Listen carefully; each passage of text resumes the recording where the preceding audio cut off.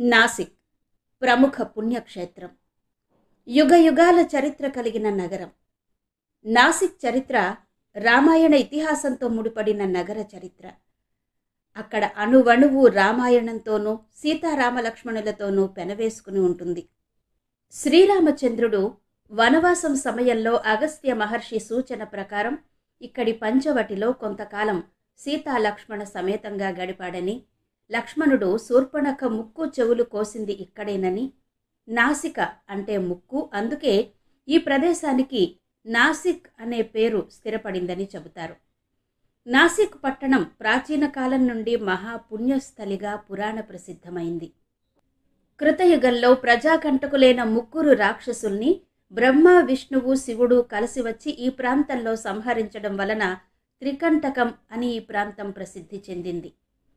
త్రేతాయుగంలో పంచవటిగా ప్రసిద్ధి చెందింది. ఇక ద్వాపర యుగంలో జనస్థానం అని పిలువబడింది. ఇప్పుడు కలియుగంలో నాసిక్ అన్న పేరుతో ప్రసిద్ధి చెందింది.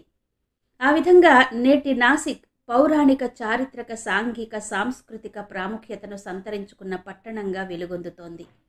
గోదావరి ప్రవాహం ఉద్ధృతంగా సాగే ఈ ప్రదేశంలో చిన్న పెద్ద లెక్కలేనన్ని ఆలయాలున్నాయి.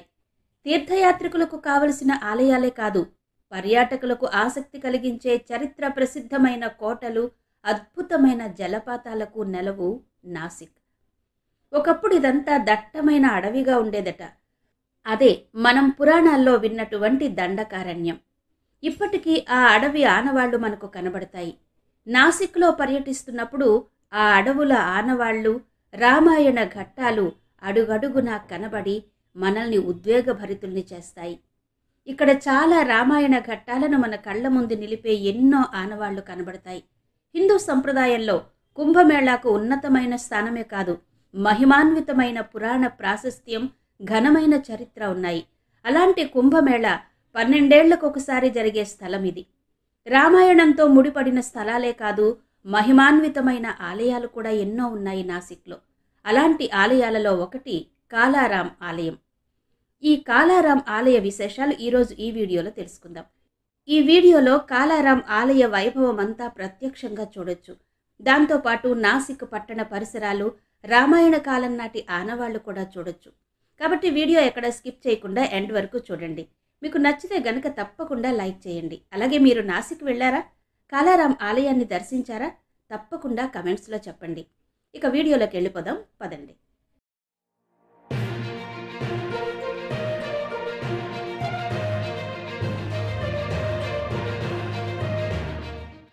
నాసిక్ గోదావరి నది ఒడ్డున ఉన్న ఒక చిన్న నగరం. నగరం చిన్నదైనా ఆ నగరానికున్న పౌరాణిక, చారిత్రక ప్రాశస్త్యం కారణంగా చాలా ప్రసిద్ధి చెందింది. ఇక్కడి వాతావరణం కూడా చాలా ఆహ్లాదంగా ఉంటుంది. అలాంటి నాసిక్ పట్టణంలో ఒక పురాణ ప్రసిద్ధ ఆలయం కాలారాం ఆలయం. ఈ ఆలయం పంచవటి సమీపంలో ఉంది. పంచవటి అంటే 5 వటవృక్షాలు ఒకే చోట ఉన్న ప్రదేశం. తండ్రి ఆజ్ఞ మేరకు శ్రీరామచంద్రుడు వనవాసమేగిన కాలంలో ఇక్కడ గోదావరి తీరాన పర్ణశాల నిర్మించుకుని ఉన్నాడట. నాసిక్లో ప్రధానంగా చెప్పుకోవలసింది పంచవటి. వనవాస కాలంలో ఎక్కువ సమయం ఈ దండకారణ్యంలో పంచవటి ప్రాంతంలోనే సీతారామ లక్ష్మణులు నివసించారని రామాయణం చెబుతోంది. ఇక్కడ ఇప్పుడు కూడా మనకు కనిపించే ఆ ఆనవాళ్లు ఆ సత్యాలను మన కళ్ల ముందు నిలబెడతాయి. అసలు ఈ ప్రాంతానికి పంచవటి అన్న పేరెలా వచ్చింది అన్న విషయానికొస్తే, ఒక సందర్భంలో అక్కడున్న రాక్షసుల బారి నుంచి సీతమ్మ వారిని రక్షించడం కోసం అక్కడ ఒక గుహలాంటి నిర్మాణం చేసి అమ్మను ఆ గుహలో పెట్టి సీతమ్మ ఉన్న ప్రదేశం గుర్తు కోసం ఈ 5 వటవృక్షాలు నాటాడట శ్రీరామచంద్రుడు. అలా 5 వటవృక్షాలు ఉన్న ఆ ప్రాంతం పంచవటిగా ప్రసిద్ధి చెందిందని చెబుతారు. ఈ పంచవటి ప్రాంతంలోనే ఎన్నో రామాయణ ఘట్టాల ఆనవాళ్లు మనకు కనబడతాయి. ఈ 5 వటవృక్షాలున్న పంచవటి సమీపంలోనే కాలారాం ఆలయం ఉంటుంది. ఈ ఆలయం సర్దార్ రంగారావు ఓధేకర్ నల్లరాతితో నిర్మించారు. ఒకసారి ఓధేకర్కి కలలో గోదావరి నదిలో శ్రీరాముడి నల్లరాతి విగ్రహం ఉన్నట్టు కనిపించిందట. మరునాడు గోదావరిలో వెతకగా నిజంగానే రాముని విగ్రహం దొరికింది. ఆ విగ్రహం దొరికిన ప్రదేశమే నేడు రామకుండుగా ప్రసిద్ధి చెందింది. అక్కడ దొరికిన ఆ విగ్రహాన్ని తెచ్చి పంచవటి ప్రాంతంలో మాధవరావు పేష్వా సలహా ప్రకారం ఆలయాన్ని నిర్మించారు. ఆలయ ప్రధాన మూర్తులైన సీతారామ లక్ష్మణులు నల్లరాతితో ఉంటాయి. అందుకే కాలారాం ఆలయం అన్న పేరొచ్చింది. ఈ ఆలయానికి 4 దిక్కులా 4 ద్వారాలుంటాయి. చుట్టూ ప్రహారీ గోడ, మధ్యలో ఆలయం ఉంటుంది. ఈ ఆలయ నిర్మాణానికి ఆ రోజుల్లోనే 23 లక్షలు ఖర్చయ్యాయట. 2000 మంది కూలీలు పనిచేశారట.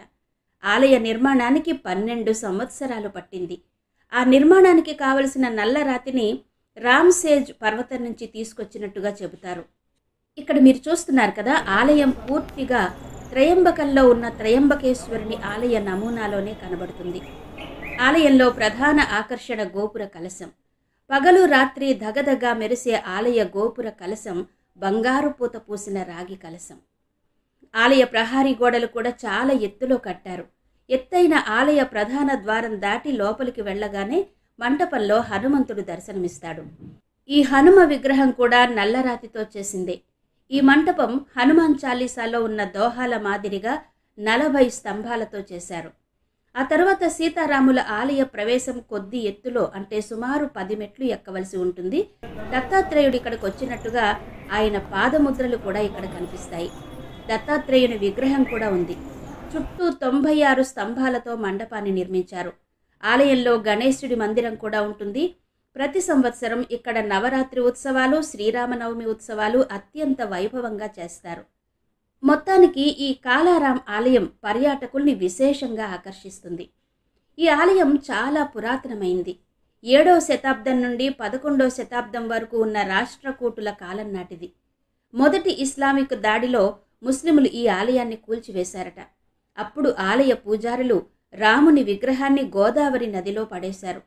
ఒకరోజు రాత్రి నల్ల రంగులో ఉన్న రాముని విగ్రహం గోదావరి నదిలో ఉన్నట్టు పీష్వాకు చెందిన సర్దార్ రంగారావు ఓధేకర్ అనే అతనికి కల వచ్చింది.